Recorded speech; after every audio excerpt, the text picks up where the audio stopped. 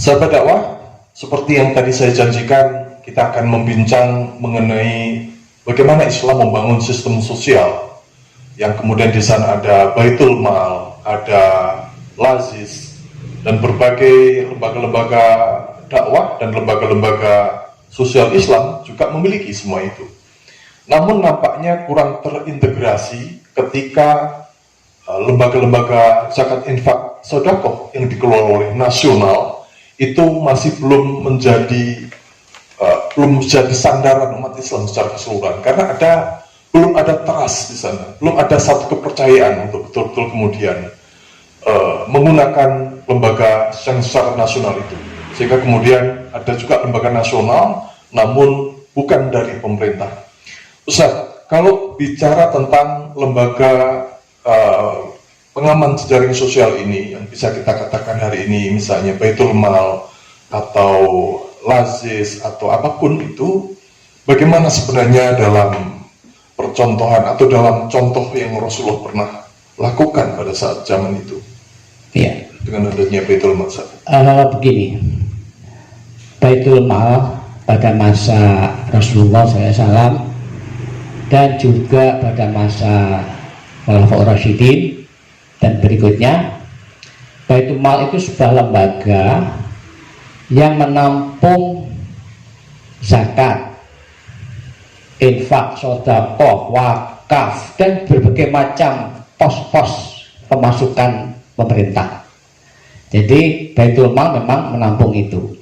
Setelah harta itu masuk ke Baitul Mal, kemudian dikelola secara profesional.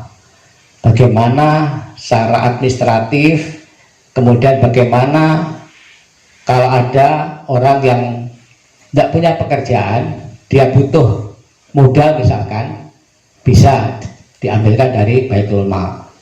Tadi ada dari zakat, ada infak yang lain, ada dari wakaf, ada juga dari ghanimah kalau ada rampasan perang.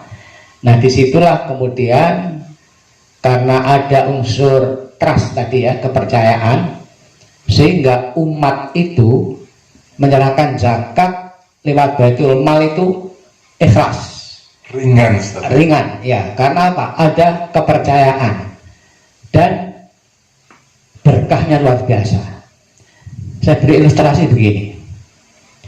Pada masa Rasulullah SAW kemudian diganti Abu Bakar, itu beliau menugasi Mu'adz bin Jabal untuk ke Yaman, jadi gubernur di Yaman, kemudian ditugasi untuk mengelola zakat, infak dan lain sebagainya yang ada di negeri Yaman. Pada masa Umar bin Khattab itu Mu'adz bin Jabal setor sepertiga dari harta zakat ke Madinah. Umar tanya, kamu kok setor ke sini? Padahal kamu saya tugasi untuk menarik dari mereka dan kembalikan kepada mereka.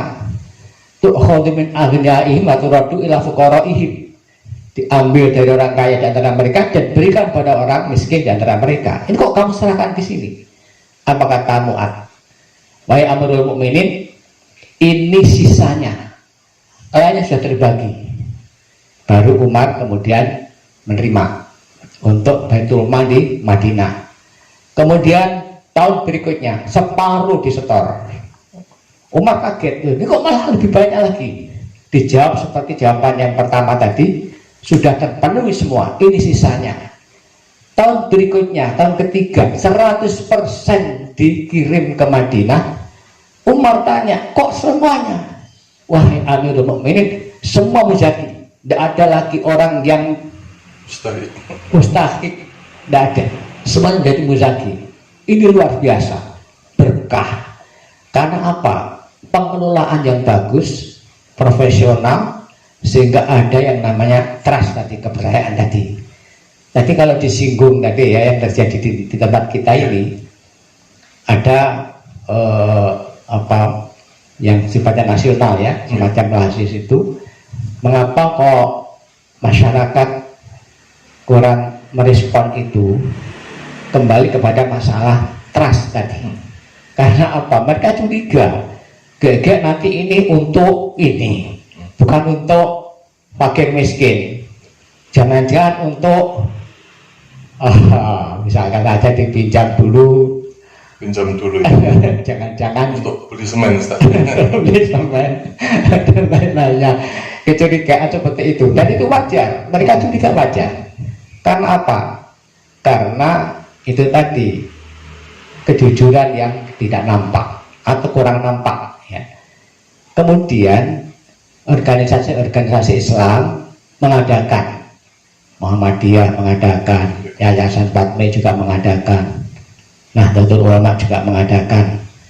Mereka ini sebenarnya membantu para muzaki atau orang-orang yang mau infak selain zakat agar ditampung oleh lazis, kemudian lazis nanti akan mendistribusikan kepada mereka-mereka yang berhak.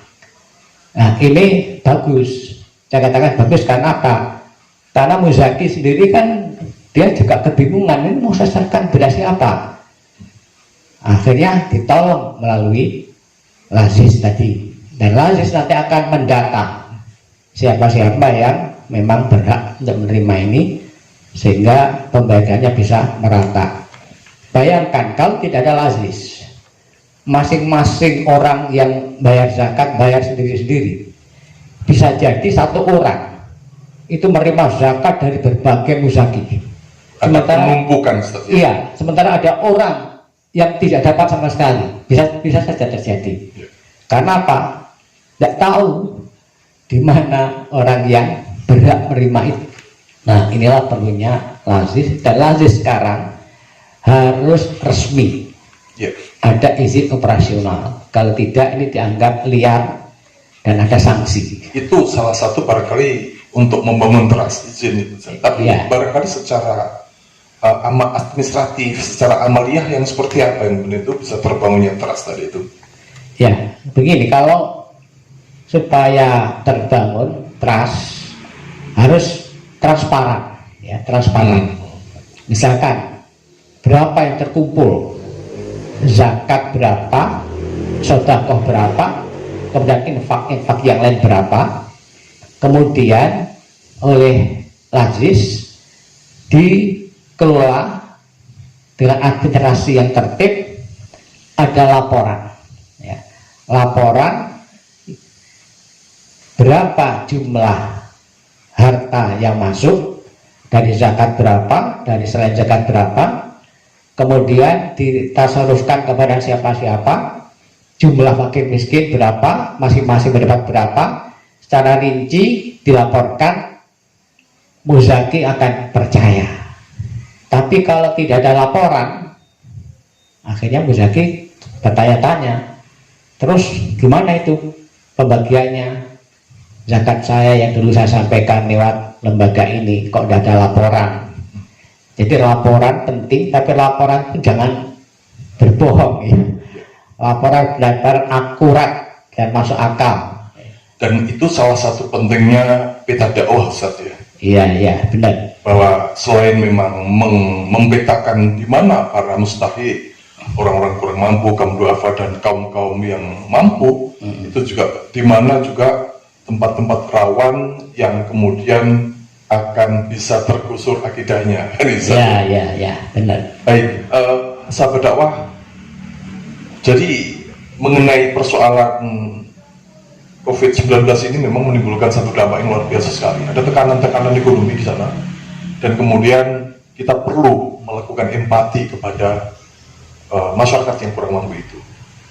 Namun mungkin satu lagi Ustadz, barangkali perlu juga kita lakukan singkat saja, barangkali bagaimana kemudian kita bisa menyiapkan satu keadaan yang lebih siap, seolah-olah pada saat musibah-musibah seperti ini datang. Kok seolah-olah hari ini kita kerudukan, tidak siap dana, kita masih harus menggali di masyarakat, tapi dana yang betul-betul ada, yang kemudian diperuntukkan untuk itu, dan siap didonasikan itu, sepertinya dimanapun kita nggak ada kesiapan itu.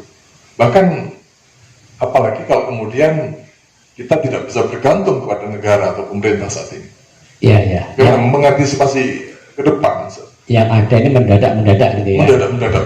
Itu mendadak. Ya, dari pengalaman ini barangkali lebih digalakkan lagi masalah infak, zakat, infak, sedekah ini. Kemudian ada dialokasikan untuk dana sosial, ya, semacam dana sosial.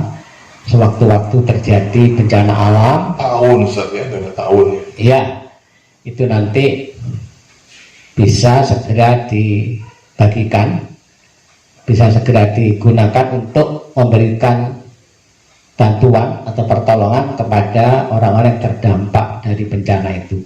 Karena kita tidak tahu ya, apakah ini terakhir atau nanti ada lagi, wallahu alam. Tapi yang penting kita ada persiapan. Lebih baik siap Daripada daripada mendadak nonton kata raja. Baik, sahabat dakwah, perbincangan ini semakin menarik lagi. Sebenarnya kalau kemudian kita ketemu dengan persoalan peta dakwah, kemudian bagaimana betul-betul menyiapkan secara rinci, ya, pembahasan itu akan membutuhkan waktu yang cukup panjang sekali. Namun insya Allah di lain waktu kita akan membahas itu, bagaimana membuat peta dakwah untuk kemudian kita tidak merasa kecolongan dengan urusan-urusan penting umat Islam, baik itu pembentengan akidah maupun juga pembentengan terhadap persoalan-persoalan perekonomian umat Islam seperti saat ini. Kita akan ketemu kembali dalam perbincangan yang lainnya di channel 4 Mei, dan saya Hasim Tasmodinoto pamit undur diri. Assalamualaikum warahmatullahi wabarakatuh. Waalaikumsalam.